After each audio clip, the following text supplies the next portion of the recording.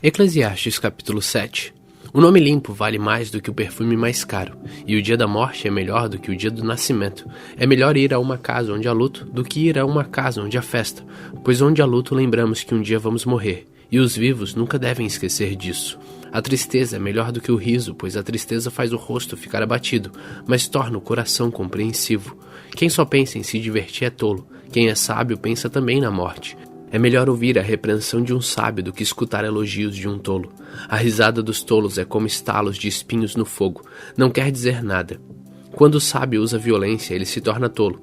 Quem aceita suborno estraga o seu caráter.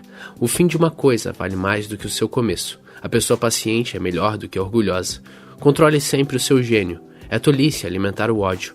Nunca pergunte por que será que antigamente tudo era melhor? Essa pergunta não é inteligente. Todos neste mundo devem ser sábios. Ter sabedoria é tão bom como receber uma herança. A sabedoria é melhor do que o dinheiro. A vantagem da sabedoria é que ela conserva a vida da gente. Pense no que Deus faz. Quem pode endireitar o que ele fez torto? Quando as coisas correm bem, fique contente. Quando as dificuldades chegarem, lembre disto. É Deus quem manda tanto a felicidade como as dificuldades. E a gente nunca sabe qual vai acontecer amanhã. A minha vida tem sido uma ilusão, mas nela eu tenho visto de tudo. Há pessoas boas que morrem e há pessoas más que continuam a viver a sua vida errada. Por isso, não seja bom demais nem sábio demais, porque você iria se destruir. Mas também não seja mau demais nem tolo demais, porque você iria morrer antes do tempo. Evite tanto uma coisa como a outra. Se você temer a Deus, terá sucesso em tudo. A sabedoria pode fazer mais por uma pessoa do que 10 prefeitos juntos podem fazer por uma cidade. Não existe no mundo ninguém que faça sempre o que é direito e que nunca erre. Não fique escutando tudo o que os outros dizem, pois poderá ouvir o seu empregado falar mal de você. E você sabe muito bem que muitas vezes você mesmo tem falado mal dos outros. Eu nunca usei a minha sabedoria para examinar tudo isso. Estava resolvido a ser sábio, mas não conseguia alcançar a sabedoria. Como é que alguém pode descobrir o sentido das coisas que acontecem? Isso é profundo demais para nós e muito difícil de entender. Mas eu resolvi estudar e conhecer as coisas. Estava decidido a encontrar a sabedoria e achar respostas para as minhas perguntas. Queria saber por que a maldade e a falta de juízo são loucura. Eu encontrei uma coisa que é mais amarga do que a morte. Um certo tipo de mulher. O amor que ela oferece é uma armadilha ou uma rede para pegar você. Os seus braços são correntes para prendê-lo. O homem que agrada a Deus consegue fugir dela, mas o pecador não. Eu descobri isso pouco a pouco, quando procurava respostas às minhas perguntas. Procurei outras respostas, mas não encontrei nenhuma. Entre 1000 homens, encontrei um que eu poderia respeitar, mas entre as mulheres não achei nenhuma. Tudo o que aprendi se resume a isto. Deus nos fez simples e direitos, mas nós complicamos tudo.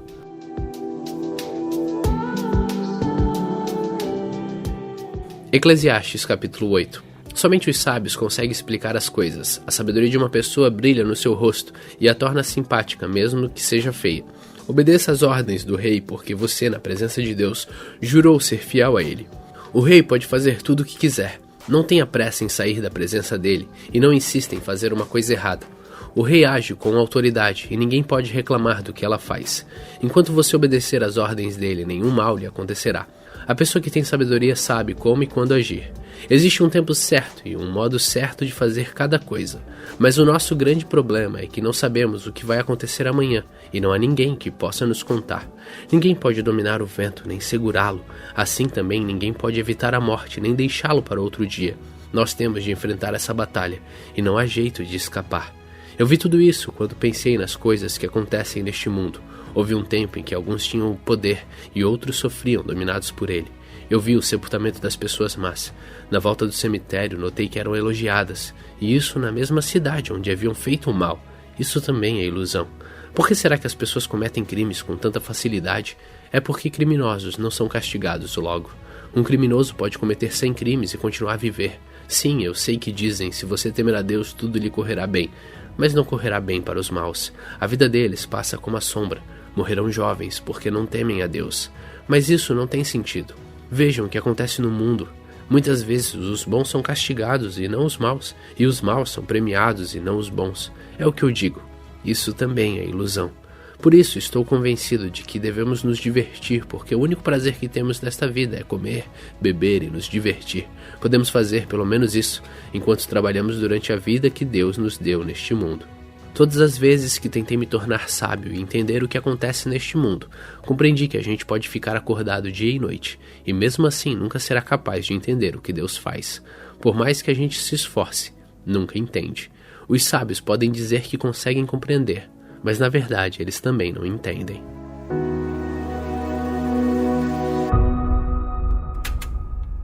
Salmos capítulo 65. É justo, ó Deus, que o povo te louve no monte Sião e te dê o que prometeu, pois tu responde às orações. Pessoas de toda parte virão te adorar por causa dos seus pecados. As nossas faltas nos deixam derrotados, mas tu nos perdoas. Como são felizes aqueles que tu escolhes, aqueles que trazes para viverem no meu templo. Nós ficaremos contentes com as coisas boas da tua casa, com as bênçãos do teu santo templo. Ó Deus, tu nos respondes, dando-nos a vitória, e fazes coisas maravilhosas para nos salvar. Os povos do mundo inteiro, até os dos mares distantes, põem a sua esperança em ti. Com o teu poder puseste as montanhas no lugar, mostrando assim a tua força poderosa.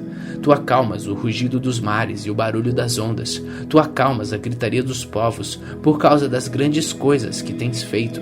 O mundo todo está cheio de espanto. Por causa das maravilhas que tens feito, há gritos de alegria de um lado da terra ao outro. Fazendo chover, mostras o teu cuidado pela terra e a torna boa e rica. Com as chuvas do céu, enches de água os rios, e assim a terra produz alimento. Pois para isso a preparastes. Regas com muitas chuvas as terras aradas, e elas ficam amolecidas pela água. Com as chuvas amacias bem as terras, e por isso crescem as plantações. Como é grande a colheita que vem da tua bondade, por onde passas, a fartura. Os pastos estão cobertos de rebanhos, e os montes se enchem de alegria. Os campos estão cobertos de carneiros, e os vales estão cheios de trigo. Tudo grita e canta de alegria.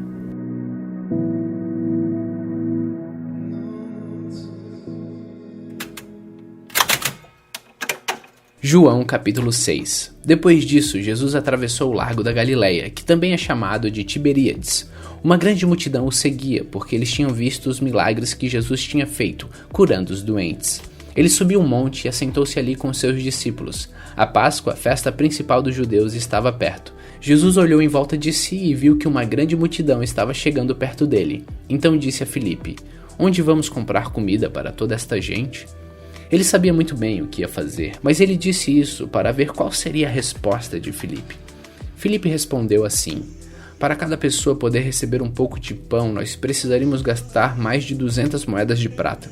Então um dos discípulos, André, irmão de Simão Pedro, disse: "Está aqui um menino que tem 5 pães de cevada e 2 peixinhos. Mas o que é isso para tanta gente?" Jesus disse: "Digam a todos que se sentem no chão." Então todos se sentaram. Havia muita grama naquele lugar. Estavam ali quase 5.000 homens. Em seguida, Jesus pegou os pães, deu graças a Deus e os repartiu com todos. E fez o mesmo com os peixes, e todos comeram à vontade. Quando já estavam satisfeitos, ele disse aos discípulos: "Recolham os pedaços que sobraram, a fim de que não se perca nada." Eles ajuntaram os pedaços e encheram 12 cestos com o que sobrou dos 5 pães. Os que viram esse milagre de Jesus disseram: "De fato, este é o profeta que devia vir ao mundo." Jesus ficou sabendo que queriam levá-lo à força para o fazerem rei, então voltou sozinho para o monte. De tardinha, os discípulos de Jesus desceram até o lago, subiram num barco e começaram a atravessar o lago na direção da cidade de Cafarnaum. Quando já estava escuro, Jesus ainda não tinha vindo se encontrar com eles. De repente, um vento forte começou a soprar e levantar as ondas. Os discípulos já tinham remado em 5 ou 6 quilômetros quando viram Jesus andando em cima da água e chegando perto do barco. E ficaram com muito medo, mas Jesus disse: "Não tenham medo, sou eu." Então eles o receberam com prazer no barco e logo chegaram ao lugar para onde estavam indo. No dia seguinte, a multidão que estava do lado leste do lago viu que ali só havia um pequeno barco. Sabiam que Jesus não tinha embarcado com os discípulos, pois estes haviam saído sozinhos. Enquanto isso, os outros barcos chegaram na cidade de Tiberíades e encostaram perto do lugar onde a multidão tinha comido pão depois de o Senhor Jesus ter dado graças. Quando viram que Jesus e os seus discípulos não estavam ali, subiram nos barcos e saíram para Cafarnaum a fim de procurá-lo. A multidão encontrou Jesus no lado oeste do lago e perguntaram a ele: "Mestre, como foi que o Senhor chegou aqui?" Jesus respondeu: Eu afirmo a vocês que isto é verdade. Vocês estão me procurando porque comeram os pães e ficaram satisfeitos, e não porque entenderam os meus milagres. Não trabalhem a fim de conseguir a comida que se estraga, mas a fim de conseguir a comida que dura para a vida eterna. O Filho do Homem dará essa comida a vocês porque Deus, o Pai, deu provas de que ele tem autoridade. O que é que Deus quer que a gente faça? Perguntaram eles.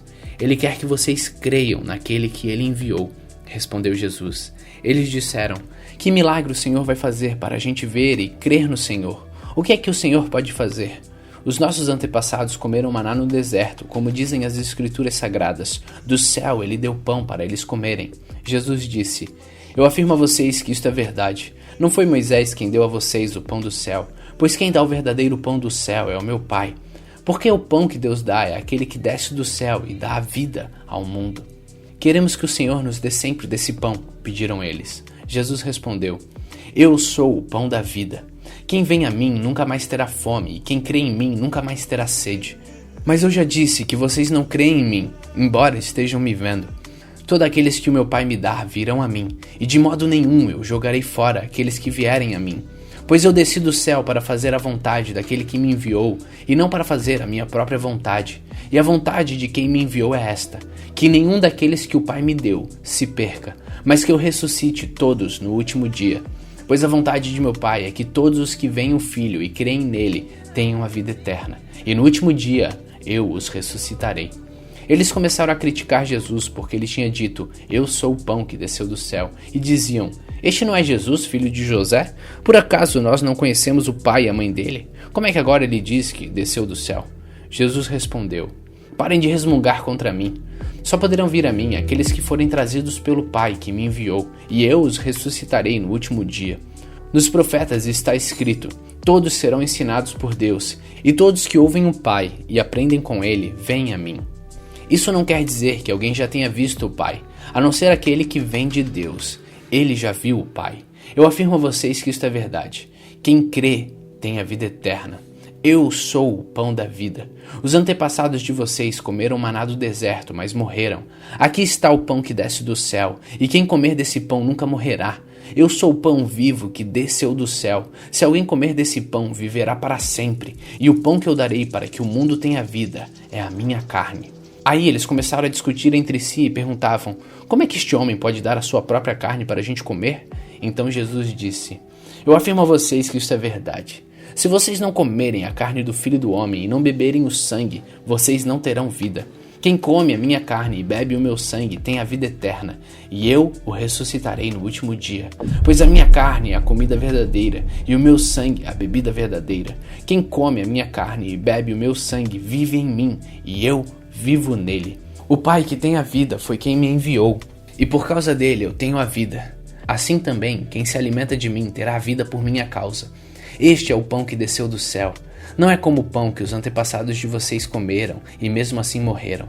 Quem come deste pão viverá para sempre. Jesus disse isso quando estava ensinando na sinagoga de Cafarnaum. Muitos seguidores de Jesus ouviram isso e reclamaram. O que ele ensina é muito difícil. Quem pode aceitar esses ensinamentos? Não disseram nada a Jesus, mas ele sabia que eles estavam resmungando contra ele. Por isso perguntou, vocês querem me abandonar por causa disso? E o que aconteceria se vocês vissem o Filho do Homem subir para onde estava antes? O Espírito de Deus é quem dá a vida, mas o ser humano não pode fazer isso. As palavras que eu lhes disse são espírito e vida, mas mesmo assim alguns de vocês não creem. Jesus disse isso porque já sabia desde o começo quem eram os que não iam crer nele e sabia também quem ia traí-lo. Jesus continuou, foi por esse motivo que eu disse a vocês que só pode vir a mim a pessoa que for trazida pelo Pai. Por causa disso, muitos seguidores de Jesus o abandonaram e não o acompanhavam mais. Mas ele perguntou aos 12 discípulos, será que vocês também querem ir embora? Simão Pedro respondeu, para onde iremos? A quem vamos seguir? Só o Senhor tem as palavras de vida eterna.